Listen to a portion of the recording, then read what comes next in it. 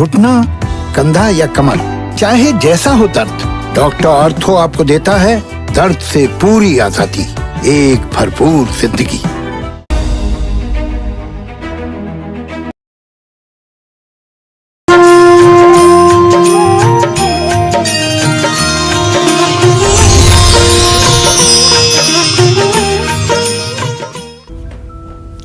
नमस्कार, आप देख रहे हैं रामनवमी पर काल चक्र की खास पेशकश। जय श्री राम। मैं हूं आपके साथ रोमिता तिवारी और मेरे साथ हैं प्रश्न कुंडली विशेषज्ञ पंडित सुरेश पांडे जी। पंडित जी, बहुत स्वागत है आपका कार्यक्रम में। धन्यवाद। जब कष्ट रावण सा हो जाए तब राम को तो आना ही है।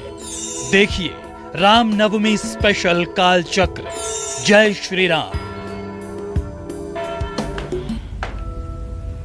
जी हाँ, अब हर घर में आएंगे श्री राम, हर दिल में बसेंगे श्री राम, क्योंकि आज राम नवमी पर काल चक्र में पंडित सुरेश पांडे जी आपको बताएंगे कि कैसे अपने घर में राम दरबार रखने भर से, राम के नाम का जप करने भर से, अपनी राशि अनुसार राम जी की पूजा करने भर से आपके जन्म जन्म के पाप धुलेंगे, जन्म जन्म के कष्ट हारेंगे और आपके आने वाली कई पीढ़ियां कष्टों से मुक्त हो जाएंगी। तो श्री राम का नाम आप भी जपते रहिए और बने रहिए काल चक्र के साथ। साथ ही सबसे पहले आपको एक जरूरी सूचना हम दे दें। कुछ अराजक तत्व आजकल मोबाइल ऐप, व्हाट्सएप, फेसबुक और बाकी सोशल मीडिया की मदद से काल चक्र और पंडित सुरेश पांडे जी के नाम से ठगी कर रहे हैं, जो बेहद गलत है। काल चक्र कार्यक्रम में पंडित सुरेश पांडे जी से बात करने के लिए किसी भी तरह की फीस नहीं ली जाती है, हम आपको आगाह कर रहे हैं। साथ ही पंडित जी से पर्सनली मिलने के लिए आपको शो के आखिरी सेगमेंट में उनके कॉन्टैक्ट नंबर को दिया जाता है, जिस पर आपको कॉल करना होता है। इसलिए आप सभी दर्शकों से निवेदन है कि इस तरह से झांसे से खुद को बचाइए, इस तरह के झांसे में बिल्कुल मत आइए। फिलहाल अपनी चर्चा को हम शुरू करेंगे, उससे पहले जान लेते हैं आज का शुभ मुहूर्त। पंडित जी, आज का शुभ मुहूर्त क्या है? 21 अप्रैल 2021 दिन बुधवार। आज चैत्र शुक्ल पक्ष की नवमी तिथि है, जो रात में 12:35 तक रहेगी। इसके बाद 10वीं तिथि शुरू हो जाएगी। सुबह 7:59 के बाद से इस समय आश्लेषा नक्षत्र शुरू हो चुका है। सूल योग शाम 6:43 तक रहेगा। इसके बाद गंड योग शुरू होगा। आज रवि योग है, जो पूरे दिन रात रहेगा। आज रामनवमी है। आज माँ तारा की जयंती है और आज के कुछ अशुभ मुहूर्त भी हैं, जैसे राहु काल दोपहर 12 बजे से 1:30 बजे तक, यमगंड काल सुबह 9:05 तक, गुलिक काल सुबह 10:42 से दोपहर 12:20 तक रहेगा। चलिए अपनी चर्चा की शुरुआत कर लेते हैं। आज रामनवमी है और आज के शुभ दिन किस मुहूर्त में आपको पूजा करना चाहिए, साथ ही परिवार में सुख शांति बनी रहे, जीवन से हर परेशानी दूर हो जाए, इसके लिए आज के दिन कौन से तरीके आपको अपनाने हैं, कौन से उपाय आपको करने हैं, कैसे पूजा करनी है, आइए जानते हैं पंडित जी से। पंडित जी, आज बहुत बड़ा दिन रामनवमी है और आज के दिन किस तरह से हम पूजा अर्चना करें, क्योंकि हमारे दर्शक इंतजार कर रहे होंगे कि आज वो किस तरह से विशेष पूजा कर सकते हैं। तो जल्दी से बताइए कि आज पूजन विधि क्या होना चाहिए, कौन से उपाय करें आज रामनवमी पर कि दुख दूर हो जाए। देखो रोमिता, पहली बात तो ये, आज केवल बड़ा दिन नहीं, बहुत बड़ा दिन नहीं, आज संसार का सबसे बड़ा दिन है जी। चैत्र महीने के मुकाबले कोई महीना नहीं होता, शुक्ल पक्ष के मुकाबले कोई पक्ष नहीं होता, और नवमी तिथि से बड़ी कोई तिथि नहीं होती। 1 से लेकर के 9 तक के अंक होते हैं। जितने भी अंकों का मूलांक होता है, 9 मूलांक से ऊपर नहीं होता है। और बसंत ऋतु से सुंदर कोई ऋतु नहीं होती। तो आज बसंत ऋतु भी है, चैत्र मास भी है, नवमी तिथि भी है, और दुनिया के तारक और उद्धारक प्रभु श्री राम का जन्मदिन भी है जी। आज के दिन जो लोग प्रभु श्री राम का नाम भाव कुभाव अनख आलसहूं नाम जपत मंगल दिशि दसहूं, भाव से, कुभाव से, आलस्य से और अनायास जिसके मुंह से राम नाम निकलेगा उसकी बन गई। तो एक बात बहुत ध्यान से कहना चाहूँगा कि आज राम जन्म है। गोस्वामी तुलसीदास जी क्या कहते हैं, जरा 2 लाइन उनकी सुन लीजिए। भय प्रगट कृपाला दीन दयाला कौशल्या हितकारी हर्षित महतारी मुनि मनहारी अद्भुत रूप विचारी लोचन अभिरामा तन घन श्यामा निज आयुध भुजचारी भूषण बनमाला नयन विशाला शोभा सिंधु खरारी। प्रभु श्री राम कैसे कौशल्या के सामने प्रकट हुए थे? बनमाला पहने हुए थे, 4 भुजाएं थी उनकी। भूषण बनमाला नयन विशाला शोभा सिंधु खरारी। तो सुन मात सुजाना रोदन ठाना होई बालक सुरभूपा। माता ने कहा कि हे पुत्र, कीजे शिशुलीला अति प्रियशीला, यह चरित अनूपा जे गावें ते न कबहु हरिपद पद पावें। सुन मातु सुजाना रोदन ठाना होई बालक सुर भूपा, यह चरित जे गावहीं हरिपद पावहीं तेन परहीं भव कूपा। तो कहने का मतलब, जो प्रभु श्री राम जी के जन्मदिन को, जन्म समय पर और राम जन्म को गाते हैं, वो लोग कभी भवकूप में नहीं पड़ते हैं, कभी भवसागर में नहीं पड़ते हैं। तो रामनवमी के महत्व को मैं क्या कहूँगा? 700 सरस्वती मिलकर के रामनवमी के महत्व को नहीं कह सकती। रामनवमी का आज अति पवित्र दिन है। पूरे हिंदुस्तान में ये मान्यता है कि जितने भी देवी देवताओं के मंदिर हैं, किसी देवी देवता का वास आज उनके मूर्ति में नहीं होता है, बल्कि सभी देवी देवता आज अयोध्या में जाकर के भगवान राम का जन्मदिन मनाते हैं। बचपन से मैं सुनता आ रहा हूँ कि विंध्यवासिनी माता रामनवमी के दिन अपने ध्वज में निवास करती हैं, अपने मूर्ति में निवास नहीं करती हैं, इसलिए कि उन्हें उस दिन भगवान श्री राम के अवध भूमि में जाकर के जन्मदिन मनाना होता है। इसी तरह से सभी देवी देवता अयोध्या में जाकर के, श्री अवध में जाकर के प्रभु श्री राम के जन्मदिन को मनाते हैं। तो भगवान राम का जन्म चैत्र शुक्ल पक्ष की 9वीं तिथि को दोपहर के समय हुआ था। ऐसी मान्यता है कि उस दिन पुनर्वसु नक्षत्र था, साथ ही चंद्रमा भी कर्क राशि में था और लगभग सभी ग्रह उच्च के थे। आज 9 साल बाद रामनवमी पर 5 ग्रहों का योग बन रहा है। भगवान श्री राम का जन्म कर्क लग्न में अभिजीत मुहूर्त में मध्याह्न 12 बजे हुआ था। संयोग बस आज आश्लेषा नक्षत्र, लग्न में स्वगृही चंद्रमा, 7वें भाव में स्वगृही शनि, 10वें भाव में सूर्य बुध और शुक्र की स्थिति है। रामनवमी की पूजा और हवन के लिए कुछ शुभ मुहूर्त हैं। गोस्वामी तुलसीदास जी क्या लिखते हैं?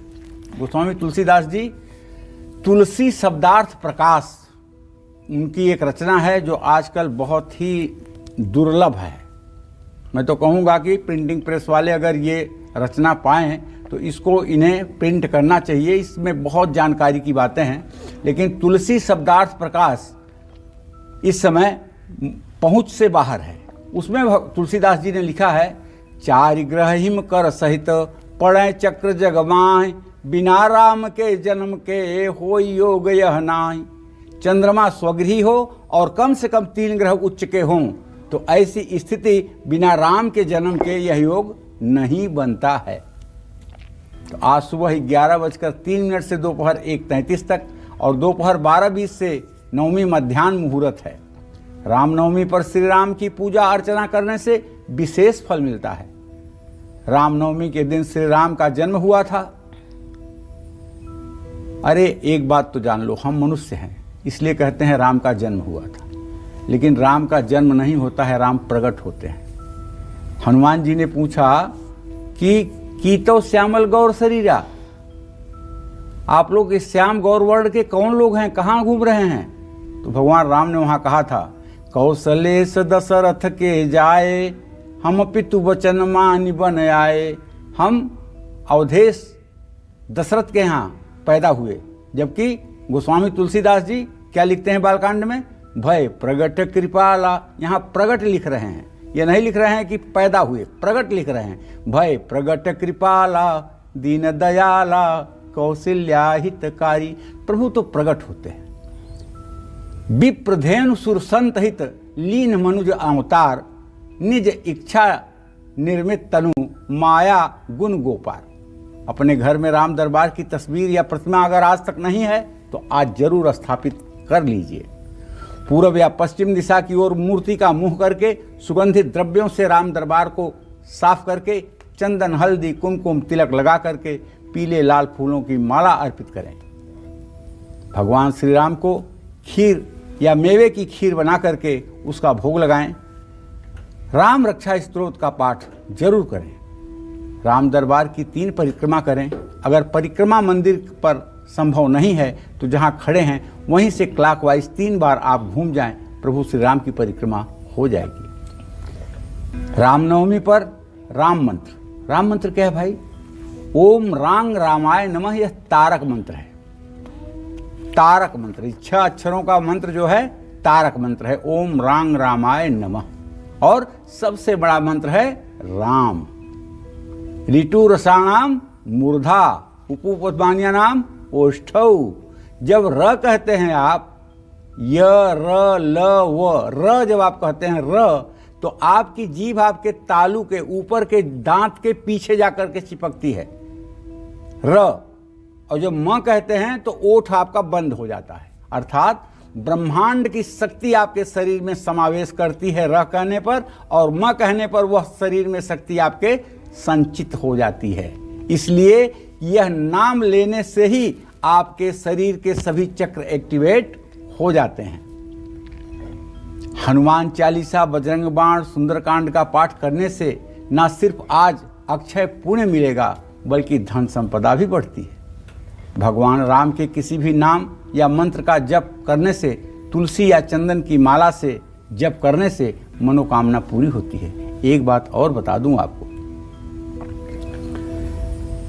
मां दुर्गा, पार्वती, देवियां, इनसे हिमालय ने पूछा था कि हे देवी, तू सबसे ज्यादा किसके ऊपर प्रसन्न होती हो?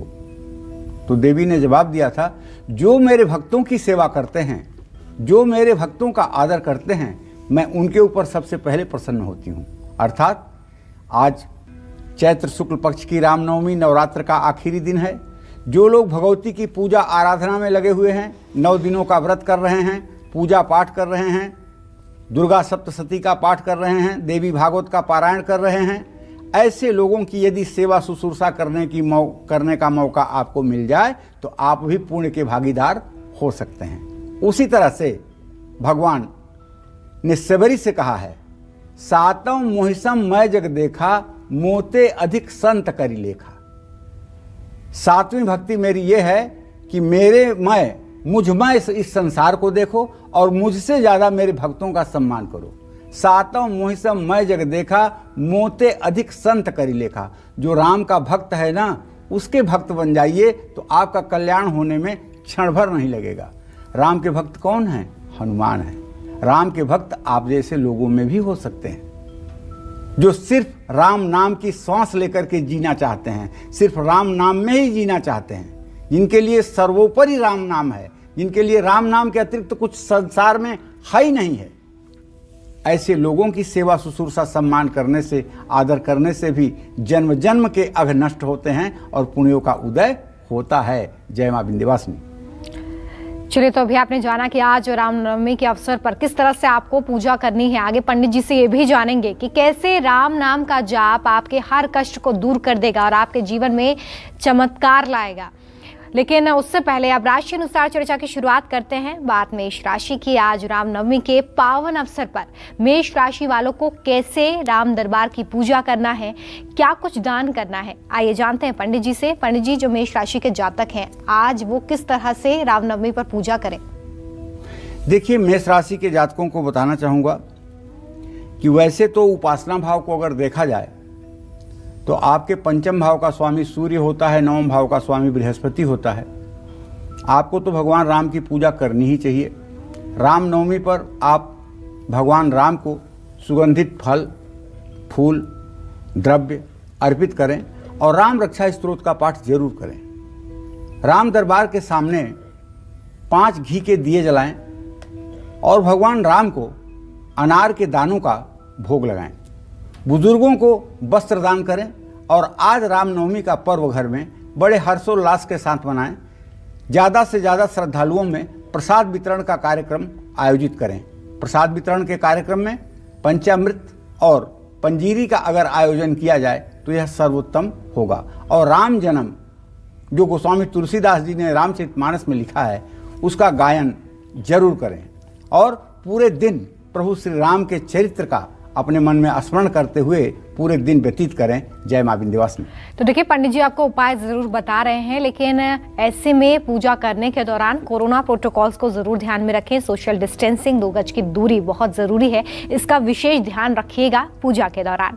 आज रामनवमी के पावन अवसर पर वृषभ राशि वालों को कैसे पूजा करनी है राम दरबार की, क्या खास उपाय करने हैं, क्या दान करना है, जानते हैं पंडित जी से। पंडित जी, वृषभ राशि के जातक भी इंतजार कर रहे हैं, उन्हें बताइए कि क्या आज विशेष दान कर सकते हैं। देखिए, वृषभ राशि भी अपने आप में एक विशिष्ट राशि है। पहली बात तो ये चंद्रमा की उच्च राशि है। दूसरी बात, इस राशि में भगवान श्री कृष्ण ने अवतार लेकर के, जन्म लेकर के इस राशि का मान और बढ़ा दिया। ये भगवान श्री कृष्ण की जन्म राशि है वृषभ राशि। आज अगर आपकी वृषभ राशि है तो रामनवमी पर राम दरबार की पूजा सहृदय करिए, राम स्तुति का पाठ करिए, फल फूल चढ़ाइए, जो भी आपके पास शक्ति सामर्थ्य है उसे आप समर्पित करिए। हो सके तो रसगुल्ले का भोग लगाइए और राम दरबार के सामने 8 दिशाओं में 8 घी के दिए जलाइए। राम जी की मूर्ति पर पीले रंग की चुनरी चढ़ाइए और किसी वृद्धाश्रम में वृद्धों के भोजन करने की कुछ व्यवस्था जरूर करवाइए।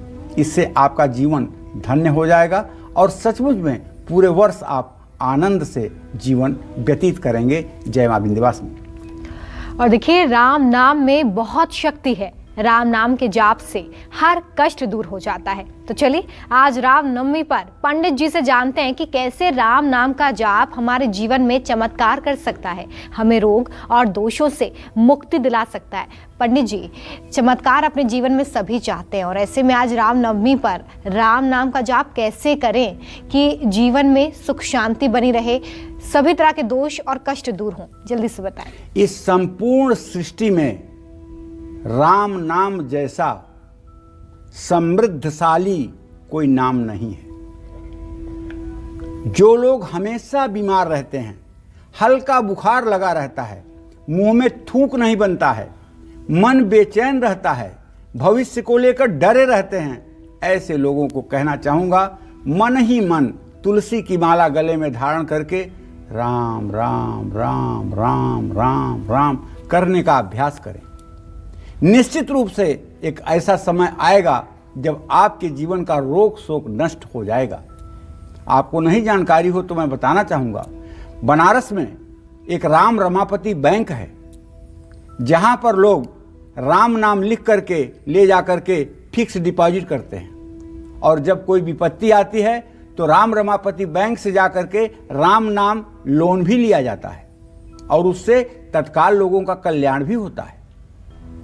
सबसे बड़ी बात यह है, जो आश्चर्य हमने देखा है, राम रमापति बैंक में ट्रकों राम नाम लिख करके रखा हुआ है, लेकिन एक भी चूहा जा करके वहां राम नाम को कुतुरन नहीं लगाता है। अगर आपके पास भी समय है तो आप ज्यादा नहीं 1 लाख राम नाम लिख करके और जब भी काशी जाएं तो अपना भी राम नाम आप राम रमापति बैंक में जमा करें। जो लोग हमेशा बीमार रहते हैं उनको मन ही मन राम नाम का जप करना चाहिए। राम नाम का सुबह शाम कम से कम 108 बार जप करने से सेहत में सुधार तो होगा ही। राम नाम का चलते फिरते जप भी किया जा सकता है।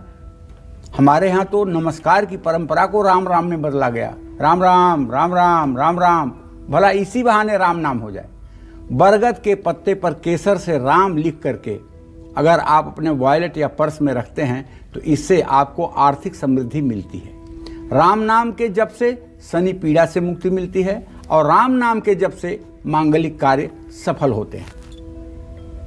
जानते हैं, राम नाम एक ऐसा नाम है जिसका वर्णन अगर प्रभु श्री राम खुद करना चाहें तो शायद मैं समझता हूं कि वो भी सक्षम नहीं होंगे, क्योंकि कई बार हनुमान जी ने ये प्रूफ किया है कि राम नाम बड़ा है, राम बड़े नहीं है। कई बार हनुमान जी ने प्रूफ किया, लेकिन उन कथाओं पर अगर जाऊंगा तो कार्यक्रम का तारतम्य टूटेगा। इसलिए इतना ही कहना चाहता हूं कि राम का नाम विश्व में सर्वोपरि है। और देखिए, एक बेहद ज़रूरी जानकारी आप सभी के लिए। कुछ अराजक तत्व आजकल मोबाइल ऐप, व्हाट्सएप, फेसबुक और बाकी सोशल मीडिया की सहायता से कालचक्र और पंडित सुरेश पांडे जी के नाम से ठगी कर रहे हैं, जो बेहद गलत है। कालचक्र कार्यक्रम में पंडित जी से बात करने के लिए किसी भी तरह की कोई फीस नहीं ली जाती है। साथ ही पंडित जी से पर्सनली मिलने के लिए आपको शो के आखिरी सेगमेंट में उनके कॉन्टैक्ट नंबर दिए जाते हैं। इसलिए आप सभी दर्शकों से निवेदन है कि इस तरह के झांसे से खुद को बचाइए, बहुत सतर्क रहिए। फिलहाल बात करते हैं मिथुन राशि की। आज रामनवमी के अवसर पर मिथुन राशि के जातक किस तरह से राम दरबार की पूजा करें, क्या दान करें, क्या खास उपाय करें, आइए जानते हैं। पंडित जी, अब मिथुन राशि के जो हमारे जातक हैं उनको बताइए कि वो किस तरह से भगवान राम की आज पूजा करें ताकि उनका भी कल्याण हो। देखो रोमिता, 2 बार आपने बताया। मैं कहना चाहूंगा ये क्रम आज से नहीं, लगभग 2 सालों से कालचक्र के नाम पर फेसबुक बना करके, कालचक्र के नाम पर मोबाइल ऐप बना के, कालचक्र के नाम पे यूट्यूब में मतलब ऐसा प्रस्तुत किया जाता है। मेरी एक 15 साल पहले की फ़ोटो है जिसे लगा करके उसमें दोनों तरफ जिसमें ऐसे दुपट्टा लपटा हुआ है, और लोग 699 रुपये जमा करिए, 500 रुपये जमा करिए, पंडित जी से आपको 5 मिनट बाद बात करवा देंगे। इस तरह की बातें होती हैं और बाद में आप ठगे जाते हैं। मैं आपसे यही कहना चाहता हूँ कि अगर कार्यक्रम में आप बात कर रहे हैं तो यहाँ किसी प्रकार का कोई शुल्क नहीं लिया जाता। एक बात जो मुझे नहीं बताना चाहिए आज बता रहा हूँ, वो भी सुन लीजिए। हम पहले पत्र मंगवाते थे आपसे और पत्र में से लकी कुंडली विजेता चुनते थे, लेकिन कुछ दर्शकों ने पत्र में भी पैसा डालना शुरू कर दिया ताकि मेरा सिलेक्शन हो जाए। इसलिए पत्र तुरंत बंद करवा दिया गया और ईमेल के कार्यक्रम से अब हम लोगों का जो भी मतलब कि प्रश्न है उसे लेने लगे। केवल पत्र में पैसा भेजने के कारण पत्रों को बंद कर दिया गया। पत्र में कुछ लोग 51 रुपये, 101 रुपये, 501 रुपये डाल करके भेज देते थे। तो मैं आप सभी से यही कहना चाहूँगा कि कार्यक्रम के बीच में बात करने के लिए किसी प्रकार की कोई धनराशि नहीं ली जाती है, न चैनल लेता है न मैं लेता हूँ। हाँ, अगर मुझसे आप पर्सनल कोई सेवा या सहायता चाहते हैं तो हमारे मोबाइल नंबर कार्यक्रम के अंत में दिखाए जाते हैं और एक हमारी वेबसाइट है www.ptsureshpande.in। इस पर पूरी जानकारी आपको है। मेरे नाम से अकाउंट है, पटेल नगर में है, दिल्ली में है, उस पर आप कांटेक्ट कर सकते हैं। लेकिन इस तरह के धोखेबाजों के चक्कर से अगर आप बचे तो अच्छा होगा। देखिए, मिथुन राशि वालों के बारे में कहना चाहूँगा कि आज आपको भगवान राम के तारक मंत्र का जप करना चाहिए। ओम रांग रामाय नमः। इंद्रकृत राम रक्षा स्तोत्र का पाठ करना चाहिए। काजू की मिठाई का भोग लगाना चाहिए। राम दरबार के सामने घी के 9 दिए जलाने चाहिए और किसी नेत्रहीन विद्यालय में जाकर के बच्चों के लिए यथाशक्य जो भी सुविधा सामग्री हो सकती है आपको दान करना चाहिए। जय मां विंध्यवासिनी। आज रामनवमी है और ऐसे में आज पंडित जी हमें बता रहे हैं कि कैसे राम नाम के अलग अलग जाप से अलग अलग परेशानियां दूर होती हैं। जिन लोगों की शादी में रुकावट आ रही है उनको भगवान राम के किस नाम का जाप करना चाहिए, आइए जानते हैं पंडित जी से। पंडित जी, वैसे तो आप कई उपाय बताते हैं कि शादी में अगर अड़चनें आ रही हैं तो क्या खास उपाय करने हैं, लेकिन आज खास दिन, बड़े दिन, पवित्र दिन, कैसे भगवान राम नाम का जाप सारे कष्टों को दूर कर देगा और शादी में आ रही अड़चनों को दूर करेगा, इसके बारे में बताइए। कोई खास उपाय, कोई खास दान है इसके लिए? देखो, ऐसा है, प्रभु श्री राम हर प्रकार से लोगों की मनोकामना को पूर्ण करते हैं। ये पूर्ण काम है। ऐसा कुछ इस चराचर जगत में नहीं है जो प्रभु श्री राम के स्मरण से, ध्यान से, उनके नाम संकीर्तन से न पूरा होता। जिन लोगों के शादी में रुकावट आ रही है या जिन लोगों का वैवाहिक जीवन सुखी नहीं है, ऐसे सभी लोगों को चाहिए कि राम दरबार का चित्र लगा करके घर में तुलसी के माला पर रमापति नाम का जप करना चाहिए। रमापति का अर्थ होता है लक्ष्मी पति, भगवान विष्णु। रमापति के नाम का जप किया जाए और मन ही मन सीताराम का ध्यान किया जाए तो अद्भुत लाभ मिलता है, इसमें कोई दो राय नहीं। खास करके जिन लोगों के वैवाहिक जीवन में कलेश है, पति पत्नी में अविश्वास जन्म ले रहा है, उन लोगों को घर में राम दरबार का चित्र लगा करके राम रमापति करधन लेहूं खैचा मिटहूं मेर मोर संदेहूं। तो ये चौपाई भी अगर कहें तो निश्चित रूप से वैवाहिक जीवन शीघ्र होता है। चलिए, तो अभी आपने जाना कि कैसे शादी में आ रही अड़चनें दूर हो सकती हैं अगर आप इन उपायों को करें और राम नाम का जाप करते रहें। आइए बात करेंगे कर्क राशि की। आज रामनवमी के पावन अवसर पर कर्क राशि वालों को कैसे राम दरबार की पूजा करनी है, क्या खास दान करना है, आज जानते हैं पंडित जी से। पंडित जी, कर्क राशि के जातक आज किस तरह से पूजा करें, क्या खास दान करना है? प्रभु श्री राम की भी राशि कर्क राशि है जी। प्रभु श्री राम की भी राशि कर्क राशि है।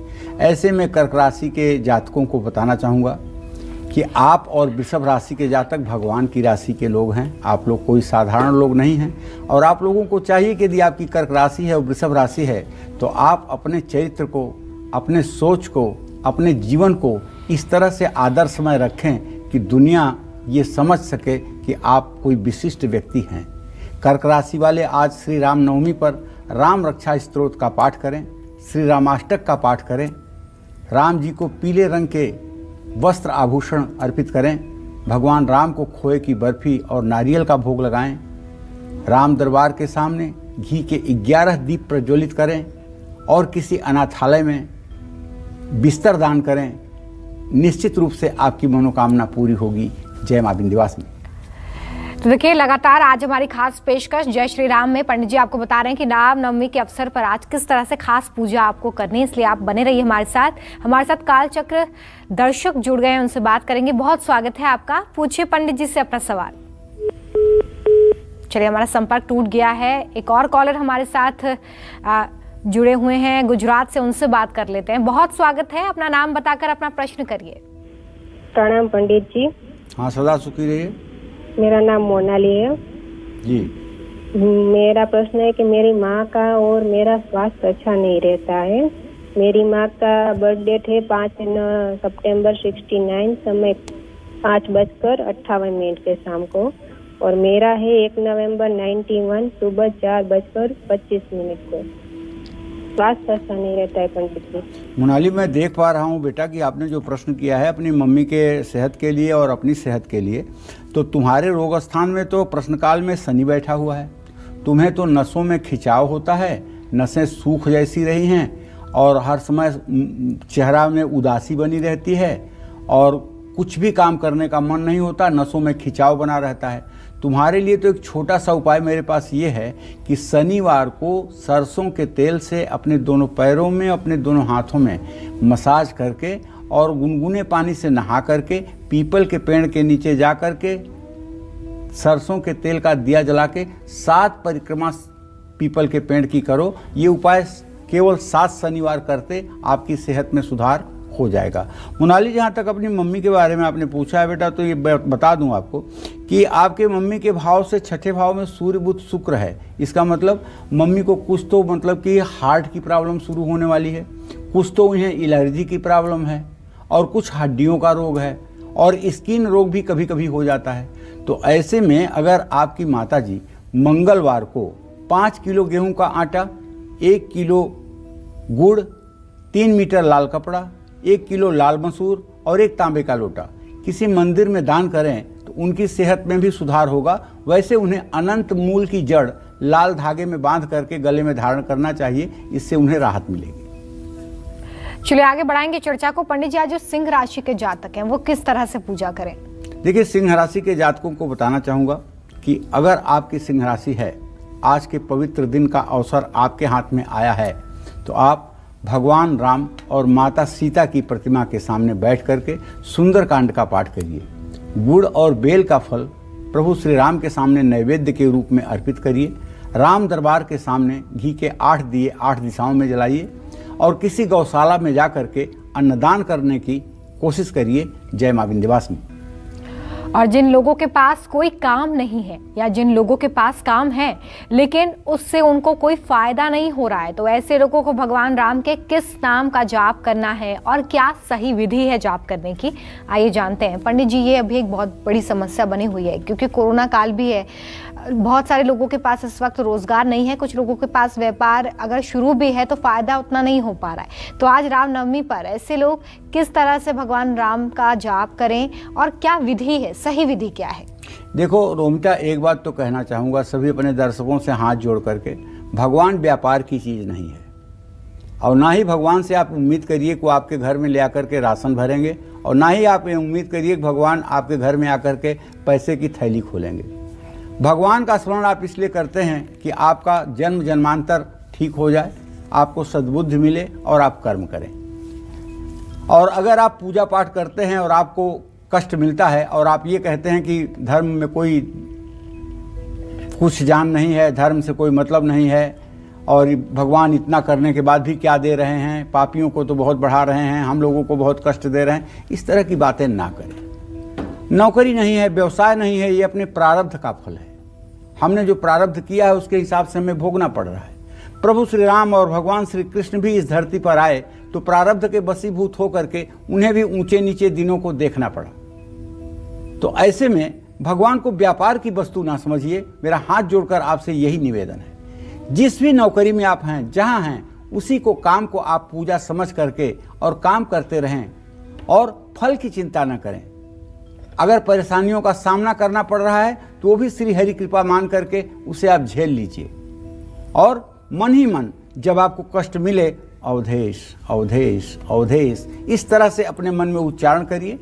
निश्चित रूप से आपके कठिनाई का सहज मार्ग आपको मिल जाएगा और आप सुखी जीवन जीने लगेंगे। लेकिन भगवान को व्यापार की वस्तु न समझिए कि भगवान का मैंने 5 बार नाम ले लिया तो भगवान मेरे लिए कुछ कर दें।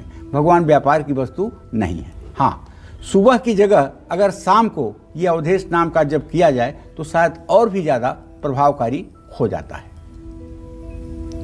तो देखिए, अभी आपने जाना कि अगर आपके पास रोजगार नहीं है, नौकरी नहीं है या नौकरी होने के बावजूद आप परेशान हैं, तो किस तरह से आप राम नाम का जाप कर सकते हैं, सही विधि भी पंडित जी ने आपको बताई है, तो जरूर इसका ध्यान रखिए। आगे बढ़ाएंगे चर्चा को और बात कन्या राशि की करते हैं। कन्या राशि के जातकों को आज रामनवमी के अवसर पर किस तरह से राम दरबार की पूजा करनी है, क्या दान करना है, क्या खास उपाय करना है, आइए पंडित जी से जानेंगे। पंडित जी, कन्या राशि के जो जातक हैं वो किस तरह से आज विशेष पूजा करें? देखिए, कन्या राशि के जातकों को बताना चाहूँगा कि आज श्री राम जन्म है, आज श्री राम नवमी है, आज श्री अवध में क्या पूछना है। तो आज आप भी राम दरबार का चित्र अगर आपके सामने है या कहीं प्रभु श्री राम का श्री विग्रह है जहाँ राम, जानकी, लक्ष्मण, हनुमान सबके चित्र हैं, मंदिर है, प्राण प्रतिष्ठा मूर्ति है, तो वहाँ आप जा कर के विधिवत आवाहन, आसन, पाद्य, अर्घ, आचमनी से पूजन करके प्रभु श्री राम को सुगंधित द्रव्य अवश्य अर्पित करें।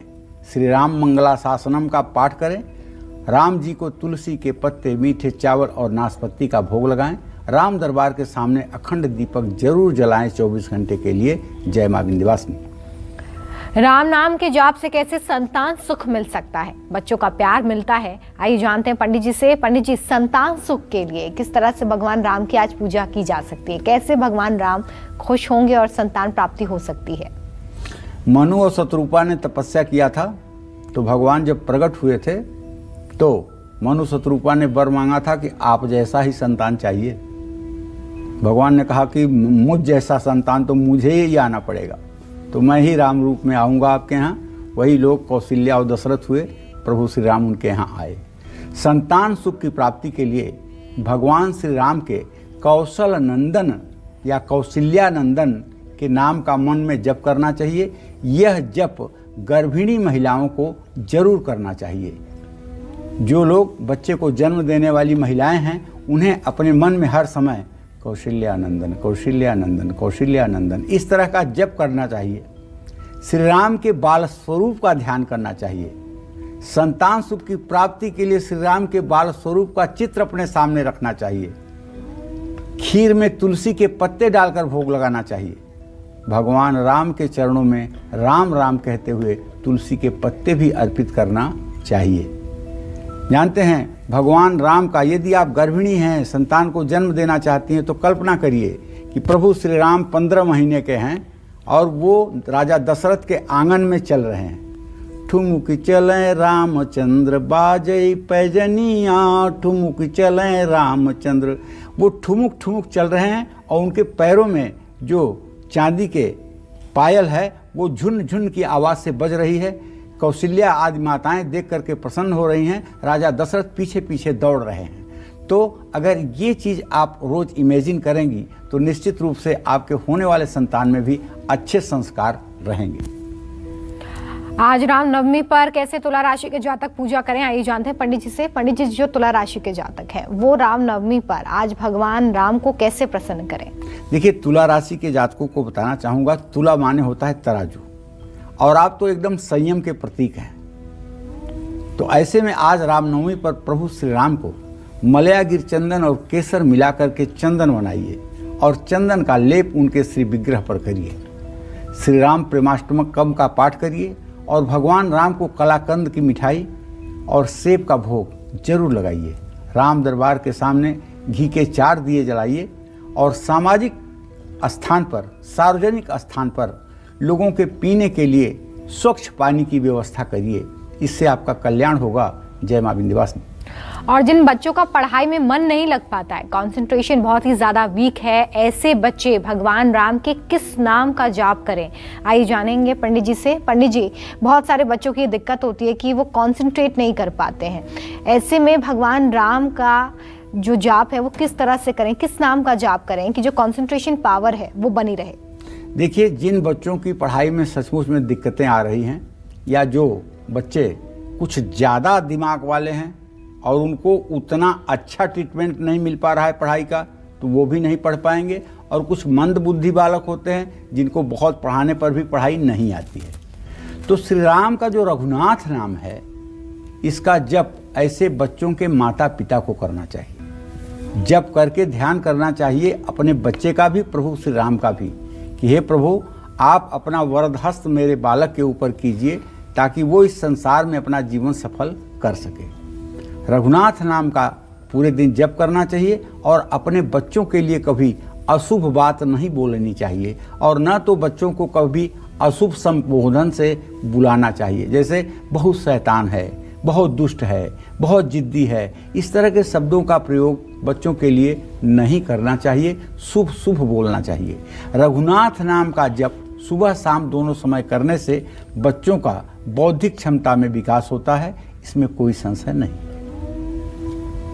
और आइए बात करेंगे वृश्चिक राशि की। वृश्चिक राशि के जो जातक है वो भगवान राम की आज किस तरह से पूजा करें पंडित जी? देखिए, वृश्चिक राशि के जातकों की जहाँ तक बात है तो मैं आप सभी वृश्चिक राशि के जातकों को बताना चाहूँगा, आज रामनवमी के इस पावन पर्व पर वृश्चिक राशि के जातक कैसे प्रभु श्री राम की पूजा उपासना करें, ये जान लीजिए। आज आपको श्री रामनवमी पर प्रभु को पीले फूलों की माला अर्पित करनी चाहिए। श्री रामचंद्राष्टकम का पाठ करना चाहिए। भगवान राम को गुड़ की रेवड़ी का भोग जरूर लगाना चाहिए। राम दरबार के सामने घी के 16 दिए प्रज्वलित करने चाहिए। और आज कहीं किसी जरूरतमंद को गुप्त दान करने से भी लाभ मिलेगा। जय मां विंध्यवासिनी। और आइए बात करेंगे धनु राशि की। जो धनु राशि के जातक है पंडित जी, वो आज कैसे पूजा करें रामनवमी के अवसर पर और क्या खास दान कर सकते हैं? देखिए, धनु राशि के जातकों को बताना चाहूंगा कि आज रामनवमी पर श्री राम दरबार की पूजा करें। राम दरबार की पूजा से बढ़कर के कुछ नहीं है। जटायु ने जो भगवान राम की स्तुति की है, रामचरितमानस में जो है, उसका पाठ करें। भगवान राम को बेसन का हलवा या मिठाई का भोग लगाएं। राम दरबार के सामने घी के 12 दीपक प्रज्वलित करें और पूरे दिन श्री राम श्री राम श्री राम इस तरह से उच्चारण करने की कोशिश करें। जय मां विंध्यवासिनी। आज रामनवमी है और ऐसे में बात करते हैं मकर राशि की। पंडित जी, आज रामनवमी के अवसर पर जो मकर राशि के जातक हैं वो कैसे भगवान राम का जप करें, दान करें, पूजा करें कि उनका भी कल्याण हो, इसके बारे में बताएं। देखो, उनका ऐसा है, ये तो एक अलग बात है कि हम कार्यक्रम कर रहे हैं, राशियों के अनुसार बता रहे हैं लोगों को जी, लेकिन सच बात तो ये है कि लोग इस गफलत में ना रहें कि हम इस राशि के हैं तो यही मंत्र करें। सारे राशि के लोगों के लिए राम नाम सर्वोपरि है जी, ठीक है। लेकिन विशेष लक्ष्य के लिए, ठीक है, जैसे किसी एक लड़की को कोई बेटी कहता है, कोई माँ कहता है, कोई भाभी कहता है, कोई पत्नी कहता है और हर संबोधन पर वो बोलती है और हर संबोधन पर एक बालक बोलता है, पुत्र कहने पर, पिता कहने पर, चाचा कहने पर, ताऊ कहने पर।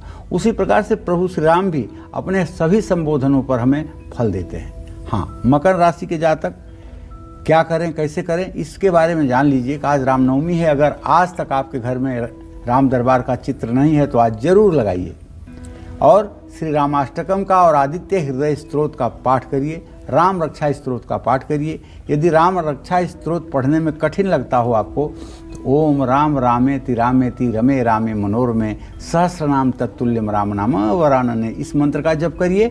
भगवान राम को गुलाब जामुन और काले अंगूर का भोग लगाइए। घी के 14 दीपक राम दरबार के सामने जलाइए और किसी गरीब आदमी के लड़की की शादी में मदद भी करना चाहिए। और अगर आपकी मकर और कुंभ राशि है और आप नासिक में रहते हैं तो वहाँ काले राम का दर्शन करना भी आपकी मनोकामना पूरा करेगा।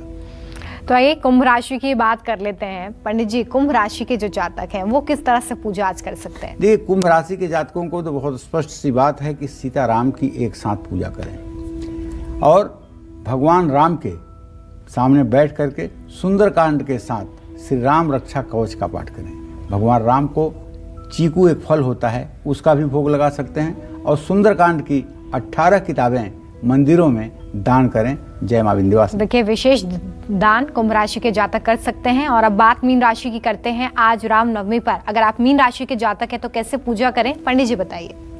देखिए, मीन राशि के जातकों को बताना चाहूँगा कि आज श्री राम नवमी पर श्री राम जी की स्तुति करिए, पूरे हृदय से समर्पित हो जाइए। रामायण का जो बाल कांड है, अयोध्या कांड है, उसका हो सके जितना संभव हो सके पाठ करिए। भगवान राम को जलेबी केले का भोग लगाइए और उसे श्रद्धालुओं में बांटिए। राम दरबार के सामने घी के 21 दीपक जलाइए। आज शाम को ऐसा बना दीजिए कि जैसे दिवाली है। तो किसी मंदिर के निर्माण में भी मदद करिए। ये सब काम अच्छे कार्य आपको उन्नति दिलाएंगे। जय मां विंध्यवासिनी। बात करते हैं रामचरितमानस की। कैसे रामचरितमानस के पाठ से आपकी कुंडली में बैठे 9 ग्रहों के दोष दूर हो जाएंगे, आइए जानते हैं पंडित जी से। पंडित जी इसके बारे में बताइए। यह सरयावत अति कठिनाई, राम कृपा बिनुआई न जाई। बिना राम के कृपा के कोई रामचरितमानस के नजदीक पहुंच भी नहीं सकता है। जब राम की कृपा होती है तभी रामचरितमानस तक व्यक्ति की पहुंच हो पाती है। अगर आपकी जन्म कुंडली में सूर्य की महादशा चल रही है या सूर्य आपकी कुंडली में नीच राशि का है, आपका आत्मविश्वास कमजोर पड़ा हुआ है, तो आप श्रीमान रामचरितमानस के बालकांड का रोज पाठ करना शुरू करिए जितना संभव। और जिन लोगों की जन्म कुंडली में चंद्रमा की महादशा चल रही है या चंद्रमा कुंडली में नीच राशि या अशुभ राशि का है, डाइजेशन की प्रॉब्लम है या मन बेचैन रहता है या मन की एकाग्रता नहीं है, तो आपको श्री रामचरितमानस के अयोध्या कांड का पाठ जरूर करना चाहिए। और अयोध्या कांड का पाठ करने से चंद्रमा को बल मिलता है, आपका मन एकाग्र होता है, आपका तनाव कम होता है और मानसिक बीमारियों से भी आपको निजात मिलती है। शायद आप ये नहीं जानते होंगे, जो लोग श्री अवध में जा करके और अयोध्या कांड का 7 बार पाठ करते हैं, उन्हें कभी मानसिक बीमारी नहीं होती है। जिन लोगों की जन्म कुंडली में मंगल की महादशा चल रही हो और कुंडली में मंगल नीच राशि या अशुभ राशि का हो, जिनका साहस और पराक्रम बिल्कुल समाप्त हो गया हो, जिनके भाई दुश्मन बन गए हों, ऐसे लोग भी अगर रामचरितमानस के अरण्य कांड का नित्य पाठ करें तो इससे विवाह का मांगलिक दोष दूर होता है, भाइयों से शत्रुता समाप्त होती है, साहस का संचार होता है, आत्मविश्वास की वृद्धि होती है। इसी तरह से अगर आपकी जन्म कुंडली में बुध ग्रह की दशा चल रही है या बुध कुंडली में नीच राशि मीन राशि का है और आप वाणी से कमजोर हैं, हकलाते हैं, अपनी बात नहीं कह पाते हैं, आपके वाणी का प्रभाव नहीं पड़ पाता है, तो आपको चाहिए रामचरितमानस का वो पवित्र किष्किंधा कांड का पाठ करिए जहां हनुमान जी प्रभु श्री राम से मिले थे। जिन लोगों की कुंडली में गुरु की महादशा चल रही है या गुरु कुंडली में नीच राशि का है, अशुभ फल दे रहा है, तो रामचरितमानस में सुंदर कांड का पाठ करिए, यथा नामो तथा गुणः। सुंदर कांड का नित्य पाठ करने से आत्मविश्वास बढ़ेगा। जिन लोगों की कुंडली में शुक्र की महादशा चल रही है या शुक्र कुंडली में नीच का है या अशुभ राशि में है तो रामचरितमानस के लंका कांड का पाठ करना चाहिए। जिन लोगों की जन्म कुंडली में शनि की महादशा चल रही है, शनि की 7.5 या ढैया कष्ट ढा रही है, कुंडली में राहु केतु के कारण परेशानियां आ रही हैं, ऐसे लोगों को रामचरितमानस के अरण्य कांड का ही पाठ करना चाहिए। जय मां विंध्यवासिनी। तो देखिए, आज पंडित जी ने रामनवमी के अवसर पर आपको बताया कि किस तरह से आप राम दरबार की पूजा करें, क्या कुछ दान करें। जरूर आप पूजा इस तरह से करें, लेकिन कोरोना प्रोटोकॉल्स को ध्यान में रखते हुए। पंडित जी, बहुत शुक्रिया, आपने इतनी अच्छी जानकारी दी। उम्मीद करते हैं कि आपको आज का हमारा विषय बहुत पसंद आया होगा। कल फिर एक नए विषय और आपकी परेशानियों को दूर करने के लिए ढेर उपाय लेकर हम आएंगे पंडित सुरेश पांडे जी के साथ। तब तक के लिए कालचक्र की पूरी टीम को दीजिए इजाजत। देश और दुनिया की खबरें लगातार जारी हैं, देखते रहिए News 24। नमस्कार। खास जड़ी बूटियों से बना पेट सफा आयुर्वेदिक चूर्ण आज ही ले आएं। पेट सफा पहली रात से ही असर दिखाता है और इसकी आदत भी नहीं पड़ती। पेट सफा, हर रोग दफा।